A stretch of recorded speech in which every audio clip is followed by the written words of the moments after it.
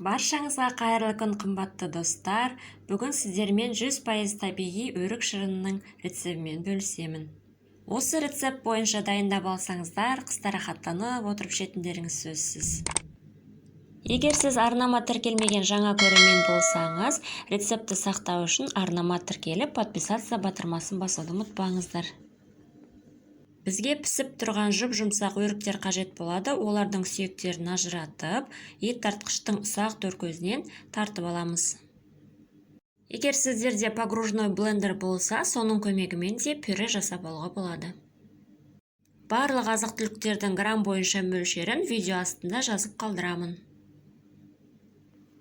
Барлық өріктерімізді ет тартқыштан өткізіп аламыз. Осындай пюре пайда болады. Осы пюренің ыдыстағы деңгейін есте сақтап алуды ұмытпаңыздар. Себебі қазір осыдан 2 есе көп мөлшерде су құятын боламыз. Жаңағы пюремізді біздің шырынды қайнататын ыдысқа саламыз. Және үстінен тура сондай мөлшердегі 2 есе көп су құямыз. Салқын су құйсаңыздар болады. Егерде сіздердің өріктеріңіз өте шырынды болатын болса, 1,5 есе көп су құясыздар. Ендігі кезекте барлығын жақсылап араластырып аламыз. Егер шырындарыңыз өріктің тамырларынсыз, қабықтарынсыз майда болып шықсын десеңіздер, осы мен сияқты сүзгіні пайдалануларыңызға болады. Яғни осылай сүзіп аламыз.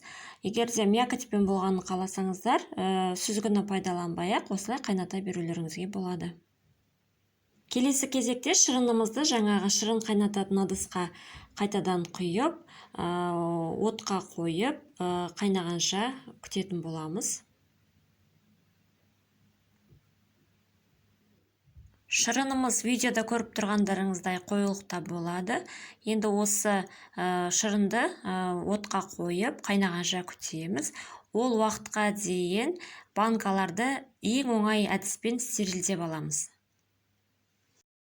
Ол үшін әр банкаға қайнап тұрған ыстық судан 150-200 мл құйып, қақпағын жауып 15-20 минутқа қоя тұрамыз. Отта тұрған шырынды қайнағанға дейін 1-2 рет араластыруды ұмытпаңыздар. Қайнауға жақын қалған уақытта бетіндегі көбігін жақсылап алып тастау керек болады. Көбігін толығымен алып тастағаннан кейін үстінен қант саламыз. Қанттың мөлшерін өздеріңіздің қалауларыңызша, мен шамамен өзім пайдаланған қанттың мөлшерін видео астында жазып қалдырамын. Тағы да жақсылап араластырып аламыз. Артынша 1 шай қасық лимон қышқылын саламыз және тағы да жақсылап араластырамыз.